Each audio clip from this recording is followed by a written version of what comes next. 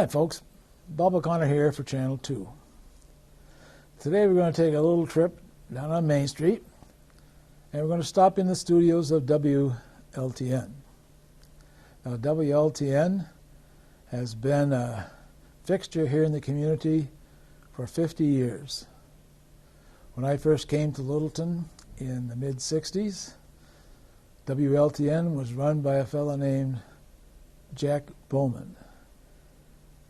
He did just about everything, did all the announcing, did the technical work, and I think he had a pretty sound background in broadcasting. And over the years, there's been other owners that have come in and done various things for WLTN. Presently, the owner is Barry Lunderville, and I've known Barry since he was in high school. As a high school student, he was the business manager of the student newspaper, which Leo Lavoie and I were advisors for. He also took my drive-reg class, and he says he hasn't had an accident in his lifetime, so I guess I taught him well. WLTN has certainly been an asset to the community. It's been one of those fixtures that the community can rally around, brings us together in various events. We've listened to town meetings over WLTN, we listen to basketballs over WLTN, and we have daily programs which keep us informed of what's going on not only nationally and statewide but also locally. Now, one of the big institutions of WLTN has been Phil Rivera.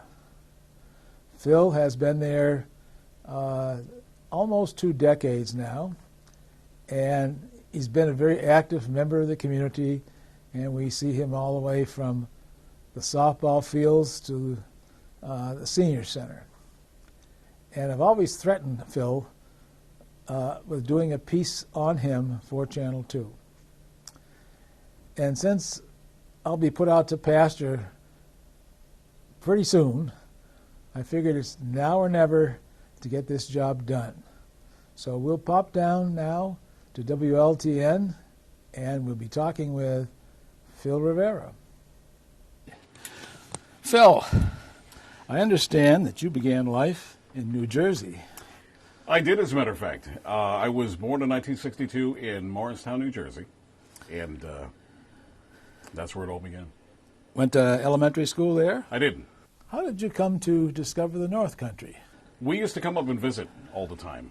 We would come up and camp usually. We had friends of ours that lived in Island Pond, and so we'd start coming up then as a family. And then from there, I started coming up because I liked it. And what part of the North Country did you start off in? We started off in Vermont, the Vermont area, and then every once in a while we'd visit Littleton. Uh-huh. Yeah. And was Littleton the bustling center it is today? I don't think so. I don't think it was. No, I don't think it was. I think back in those days, St. Johnsbury was the place to be. Yes. Had a Sears store. It had a Sears store, right? It had all that stuff as well. All that good stuff. Oh, yeah. How did you first become interested in broadcasting?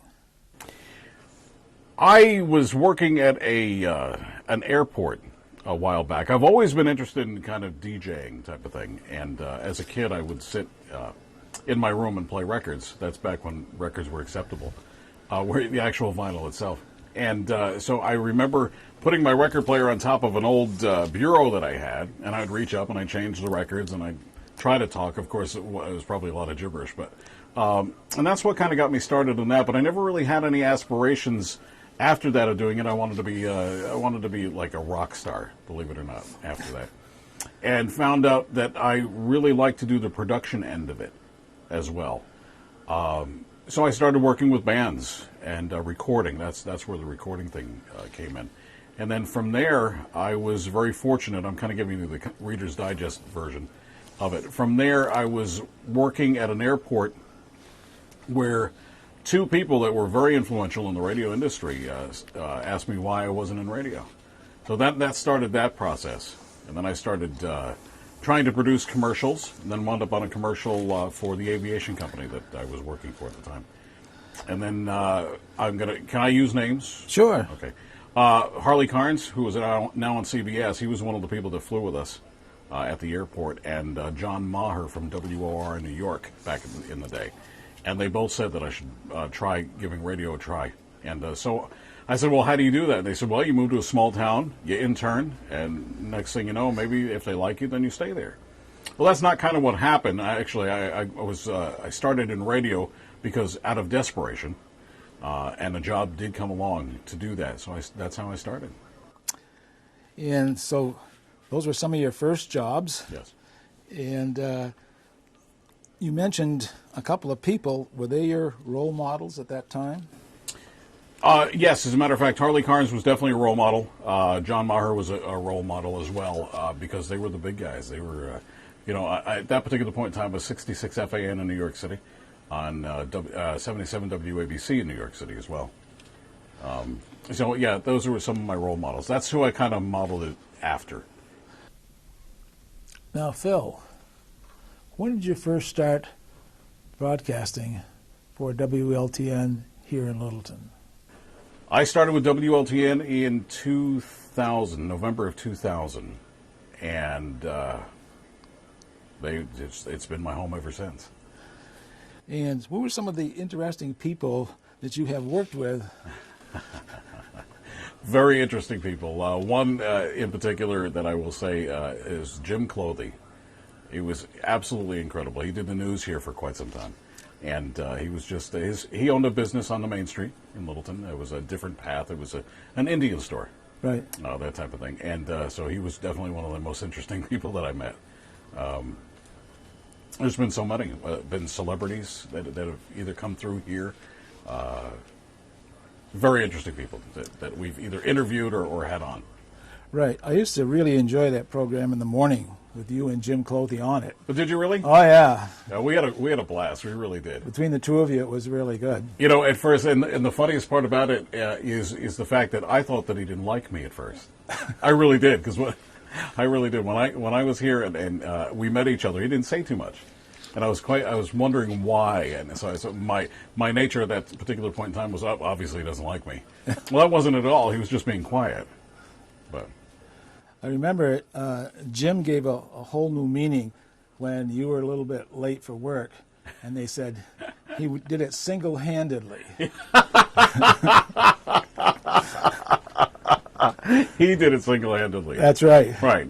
Can I elaborate on that? I think at all? so. Yes. All right, I think so too. Jim was missing a hand, and but he was very open about it. He did just something that never really bothered him. That's the way he was born. Right. And so he would always make fun of me being bald all the time. So that was kind of interesting. I'm looking at the timing at the same time. So so I would make fun of him as nice as I possibly could. But we spent more time together, than most of our relationships, that we had. So we got along really well. Yeah, because you guys covered a lot of local Yes. and state issues Yes. in a nice, easy, conversational way, and it kept everyone informed. Jim could see a piece of garbage on the sidewalk, and when he spoke about it made it very interesting. Right. It was amazing as a news guy. It was incredible. Phil, could you share with us some of the most interesting or remembered experiences you've had working for WLTN? Some of the best remembered experiences, some of the broadcasts that we've done. We were very fortunate to go on and do a few things. I remember one in particular we had the opportunity to introduce at the Hartness Airport.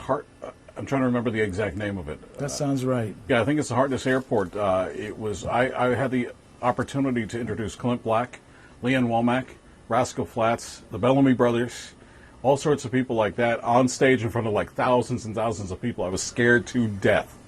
I really was. It was amazing, because here's all these people that I was a big Clint Black fan at that particular point in time, but just to see all these people. Oh, Jamie Lee Thurston as well, out of Vermont. But It was very interesting. That was some of the interesting things.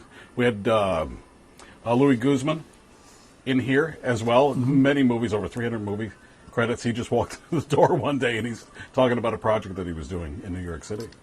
So a lot of different people. I'm very fortunate that way. Yeah, and Littleton today is quite different than when you first arrived. Oh, yes, it is. It is much busier than it was. Much busier. Right, and I think that we might as well toot our own horns. Yeah. That I think the media has contributed to the success of Littleton, and for a town our size to have our own radio station, our own television station, and our own newspaper, I think is rather unique. Oh, absolutely. I totally agree with that. I've seen the station grow, and thanks to Barry Lunderville and his company, we've grown quite a bit, as a matter of fact. Yes, we've seen changes. We've seen a lot of changes. People are introduced to us all the time that better this station, and one of them in particular is Catherine Harnden, who is my partner. Is incredible. She really is, and she is one of those people that gets it, gets the whole radio thing, has the love of radio. So I'm very excited about that. Very good. Hold on just 1 second here. I'm sorry. Go right to it.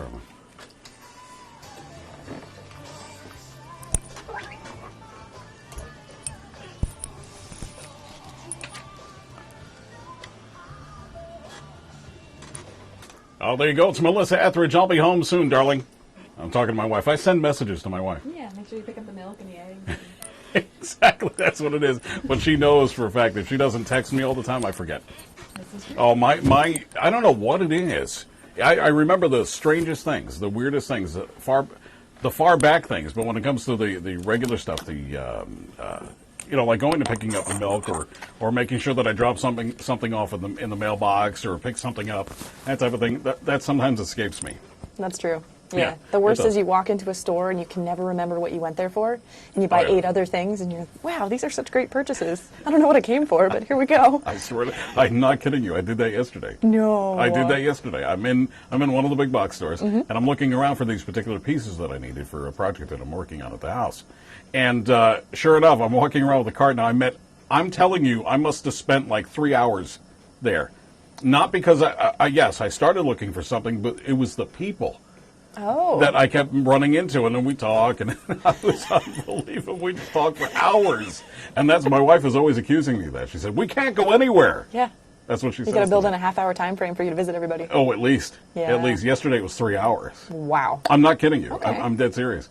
But I had a great time, though. Yeah. Keep up with everybody. Which is good, too. That's what I kind of like about here as well, is that you go in, you see a bunch of people you know, everyone always says hi. Exactly. It's a small, big town here, Exactly. which I like a lot. Yeah. You know, everybody keeps in contact with each other. Yes. All right, 7:43 on your Tuesday. We'll be back with a look at your forecast coming up in just a little bit. You guys hang tight. Good morning to you.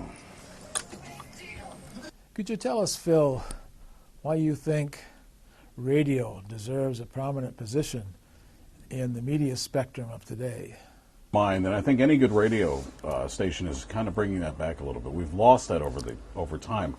Television is wonderful, obviously, and it provides something for you to see. But when you can't have that, radio, to me, I remember pictures and seeing videos or old tapes of people, families gathered around the radios, and they would picture in their minds, because sometimes the mind is the greatest theater. And as far as I'm concerned. So I think that depending on how you do radio, you can bring that theater of the mind back, and I think that's sorely missing now. You know, it's true, because in my years of teaching, I found out that the more television came on the scene, Right.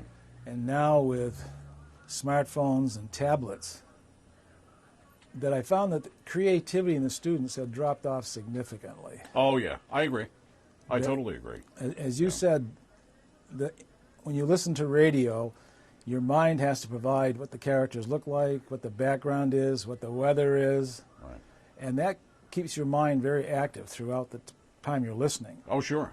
On television, it's pretty passive. You sit back, you watch, or you look at your tablet. But again, I also think how it's done. I mean, like, obviously, you do a wonderful job because you know how to keep everybody informed as to what's happening. But yeah, I think radio fosters the creativity. It really does because of that. I know there's been several times when both of us have been recording some event here in town. And I've noticed during these times that you often were in control of a pretty sophisticated public address system. What about that? Which one are you talking about? The one where Richard Alberini and I were singing? No, I was thinking mainly like we'd be at some of the Pollyanna days. Right. And you were providing the PA system so Yes. everybody could hear it. One of my passions is stuff like that, is production. As a matter of fact, Catherine and I were talking about that earlier. I like sound equipment. One of the other things that I like to do is I like to DJ events. I like to MC events. I like to do stuff like that. And part of that is having the equipment to do that. Again, it's one of my passions. Some people collect cars and stuff like that. I collect that kind of equipment. Yeah. And another thing that I collect sounds crazy, but heaters. Yeah, heaters. Like ceramic heaters, I like those. Kerosene heaters. I have an issue. Yeah, I think so. Well, I could be a hoarder of a heater. when you live in northern New Hampshire, it's a good thing to collect. Well, that's true, too. Yes. Yeah, but ask my wife. Only a couple of them work. You don't want to be collecting air conditioners up here. No. No, we don't have those. You mentioned your performances with Dick Alberini. Oh, yeah. Is this an up-and-coming comedy team that we're able to see on late night? That would be funny. That would be funny. No, him and I we hit it off for some reason, and we do a lot of singing in different places, which is really good. And that's another one of my passions. I do like to sing. Right, because I was surprised at one time we were down taping a softball game between the fire department and the police department, and who should come out to sing the national anthem? This fellow right here. That was great. I had a blast. Well done. Thank you. Well done. Thank you. Now, I arrived here at 7:30 this morning. Yes. Pretty early for me. Yeah. In Channel 2, we don't start till at least 9, okay? And so I'm kind of wondering, and then while I was teaching, we started school at 7:15. Oh, so sure. If I was up by 6:15, I was in good shape. Right. What time do you get up in the morning to do that 6 o'clock show? My alarm goes off at 3 a.m. every single morning. And it used to be, I was one of those snooze button people. I'd always hit the snooze button. Yes. But after what that got me into, I had to change that. I had to make sure that I was up. And so I get here relatively early. I'm here usually by 3:45. And from there, I prepare for 6. And thanks to Catherine, who helps me, and she helps me in so many different ways. She is definitely one of the backbones here at the radio station. Good. And I don't suppose you see much of Stephen Colbert on The Late Show. No, I don't see anything late. I don't really know. What time do you usually turn in? If it's up to me, it's like 7:30, 8 o'clock. Yeah. But that doesn't happen because I'm married to a woman who works a regular job. And so I go to bed when she's ready. Yes, okay. That sounds good. It was 9-ish, usually 9-ish. I'd be remiss if I didn't ask you about your family. And I'm sure your wife won't forgive you if you don't mention something about your family. Family is. 2 boys of my own who are both doing their own thing for the most part. Patty, my beautiful wife, has 2 girls of her own who are off doing their own thing now. And so it's pretty much just Patty and I at the house now. Yeah. So we're discovering that we actually can do things without the kids. Yeah, it is kind of nice when they leave the nest. It is. At first it's a little tough because then, you don't know how to talk to each other because you usually have the kids in between, Yeah, it's the people I know never suffered from empty nest syndromes. No? It was kind of like, Hold on one second, Bob. I'm sorry. Oh, there you go. It's the cutting crew. I just died into your arms tonight, and I'm not happy about it. Yeah, that escalated quickly. It really did, too. What happened? I don't know. All right, so you and I, Catherine Harnden, we were talking about special events. That would be nice. Yeah. That would be Yeah, nice. when it just keeps on moving. A lot of unseasonably warm and unseasonably cool weather It has been at the same time. spring. It really has Because we been. had that immediate snap over, so we kind of skipped mud season a little bit, and now it's coming back for us. We were very lucky this winter. We really were. You so lucky. Well, in a way, yeah. No, I know, because you being the winter sports fan that you are, Right. you know, and a lot of people were, especially the snow machines. The snow machines had it really rough. You know, they really did, because a lot of their trails were closed. They couldn't ride. Yeah. And we have a lot of tourists that come up here with their snow machines. Yeah, a lot of friends that do tours and so. Oh, sure. Oh, yeah. Okay, there you go. Touch and go industry Right. this winter, which was crazy to me. Right. Yeah. See, for me, I like playing outside. And if it's going to have the cold temperatures, then I really do want to have the snow that we have, the full-on winter. If I'm going to be preheating my car in the morning and scraping it off, then that's got to be enough snow to then go skiing in. No, I totally understand. I really do. Yeah, if you're going to go through all that, you may as well enjoy it. Exactly. And I'll break out my snow blades. No. You keep telling me no No. on that. What? No snow blades. See, we're going to put you on a pair of real skis and you'll never go back. What is this aversion you have to snow blades? Because they're terrible. I'll say it. Yeah, but why? Why? Yeah. Because realistically, if you look at it, you can't go as fast, you can't turn as well, you can't do anything on them. Well, I see. I And in beg general, they're shunned by the industry. to differ with you. Then why do they sell them? Why do they sell them? Yes. Because they're a fantastic joke gift to give friends. Oh, so I've been the victim of a joke all this time. Yes. Wow. Do you know how I feel about that? I can't tell you right now, but it'll hit me later. All right, look, 7:54 on your Tuesday. We have a look at CBS News, local news, sports, and weather, and I'm going to scramble to find some kind of self-esteem coming up in just a little bit. You guys hang tight. Good morning to you. All right. That's all right. Phil, Yes. any hobbies or activities you enjoy when you're not working? Yes, believe it or not, I'm a very avid target shooter. I like to do that. I like firearms. I like bows. I like archery. That as well. More firearms than anything else. I like to target shoot. Not a big hunter, Right. but I do like to target shoot. Okay. What kind of arms do you have these days? Oh, I don't know if I can tell you that there, Bob. Machine guns, bazookas, that sort of thing? Yeah. Not that kind of thing, but no, kind of a couple of pistols and some rifles that I like to go on. I'm a big shotgun guy, actually. Well, that's good. Shotguns are very good for people that aren't too accurate. You know? That's right. Yeah. I deserve that. Okay, Phil. Well, thank you.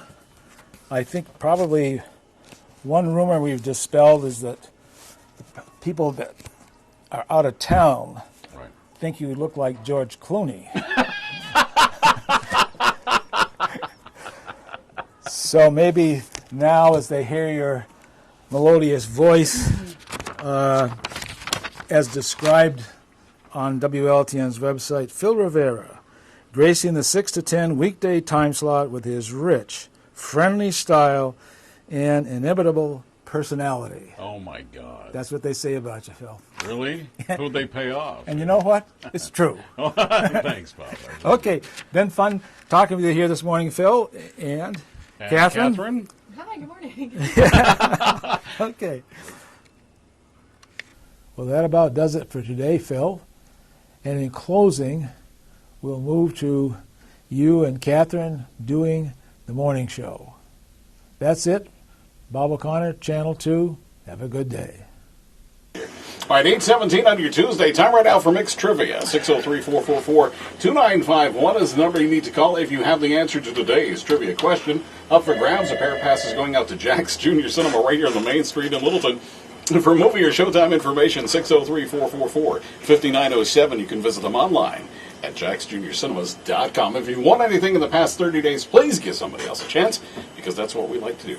And we move on over to Catherine Harden, who has what's happening at Jack's. Yes, we have Disney's The Jungle Book, which is PG rated, a must-see for all ages. You definitely want to get over there and check it out. I've heard it's amazing. That's what I hear. And The Huntsman, Winter's War. Now, it hasn't been doing as well in the box office, but I'm still a pretty big fan of it. You know, it does have Thor as the Huntsman. So, Absolutely. That's all you care about. Yeah. That's all you care about. Any of those Helmsworth brothers, I'm there. You're there.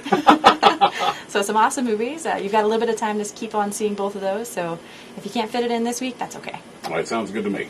All right, so your question for today goes like this. 55 million U.S. homes still have one of these. We want to know, 603-444-2951. That is the number that you should call. How about an obeying husband? No, it's not it? Higher number. All right. Good morning, Mix. Do you have an answer? No, it is not a mortgage. Not a mortgage, huh? Thanks for playing, though. All right, thanks for calling. Bye-bye. Nice. 603-444-2951 is the number. 819 on your Tuesday. Back to Catherine. 55 million U.S. homes still have one of these. We want to know what they are. Good morning, Mix. Do you have an answer? Ooh, no. It is not a TV antenna. Thanks for playing, though. All right, bye-bye. 603-444-2951 is the number you need to call if you have that answer. 819 on your Tuesday. Back to the phones. Good morning, Mix. Do you have an answer? A VHS player? Is that it? Okay. Let me check with my R&D department real quick. All right, I don't know if there's hold on a second. Yes. Oh, my God. Congratulations. David, you've won.